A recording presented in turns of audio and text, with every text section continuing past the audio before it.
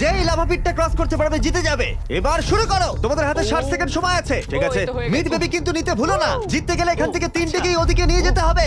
Girl যাও যাও যাও। ও ও ও, সাহায্য করো। ঠিক আছে আমি ধরেছি তোমায়।